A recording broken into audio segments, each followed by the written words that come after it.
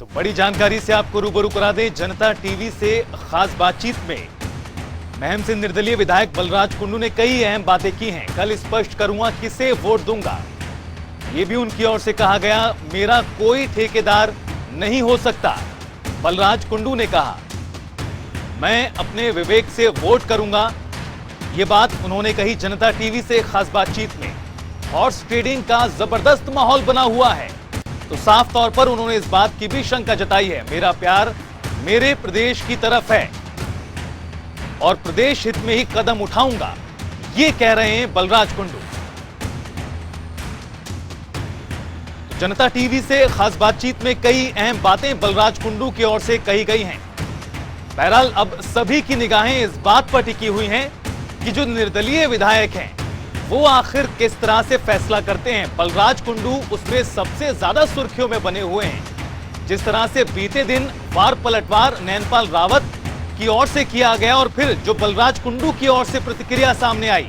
हालांकि बलराज कुंडू ने यह भी कहा कि नैनपाल रावत ने उस बयान को लेकर, उस ट्वीट को लेकर सॉरी भी कहा है। बहरहाल एक तरफ निर्दलीय विधायक बलराज कुंडू पर निगाहें टिकी हैं, तो दूसरी तरफ अभय चौटाला क्या कदम उठाते हैं, वो किसको वोट करते हैं, ये भी सभी जानना चाहते हैं। बहरहाल बड़ी जानकारी है कि बलराज कुंडू ने जनता टीवी से खास बातचीत में कई अहम बातें कही हैं और कहा है कि मेरा कोई ठेकेदार नहीं हो सकता,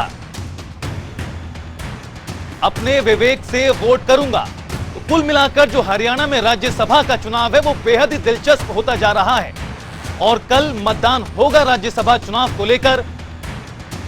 2 जून से लेकर 9 जून आज की तारीख तक हरियाणा कांग्रेस के विधायक रायपुर में ठहरे हुए हैं। जानकारी है कि आज शाम को वो दिल्ली पहुंच सकते हैं और कल वॉल्वो बस के जरिए दिल्ली से चंडीगढ़ पहुंचेंगे।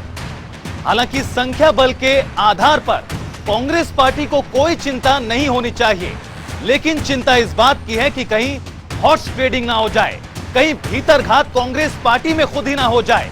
क्योंकि एक तरफ कुलदीप बिश्नोई भी मौजूद हैं और वो भी लगातार इस बात को कहते आ रहे हैं कि राहुल गांधी से मुलाकात और मुलाकात के बाद ही कोई फैसला करूंगा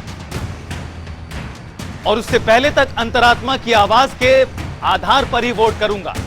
और यही अपील उन्होंने अन्य विधायकों से भी की थी। तो इस तरह से प्रदेश में राज्यसभा का चुनाव बेहद दिलचस्प होता जा रहा है।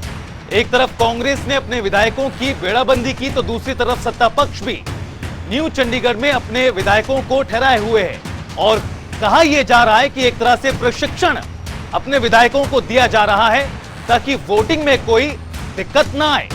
लेकिन जो जानकार हैं वो ये मान रहे हैं कि जिस तरह से कांग्रेस ने अपने विधायकों की बेड़ाबंदी की, जिस तरह से कांग्रेस ने अपने विधायकों को एकजुट होने का जो संदेश दिया है, उससे कहीं ना कहीं सत्ता पक्ष में इस बात को लेकर चिंताएं जरूर बनी हुई हैं और कहीं ना कहीं उसी के आधार पर सत्ता पक्ष ने भी अपने विधायकों को एकजुट किया और कल से जो प्रशिक्षण शिविर शुरू हुआ है वो आज भी जारी रहेगा।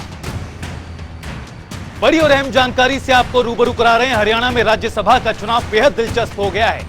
एक सीट को लेकर कोई दिक्कत नहीं, लेकिन सबसे ज्यादा सवाल दूसरी सीट को लेकर है, जिस पर कांग्रेस पार्टी की ओर से अजय माकन है मैदान में, तो निर्दलीय के तौर पर कार्तिकेय शर्मा मैदान में आ गए।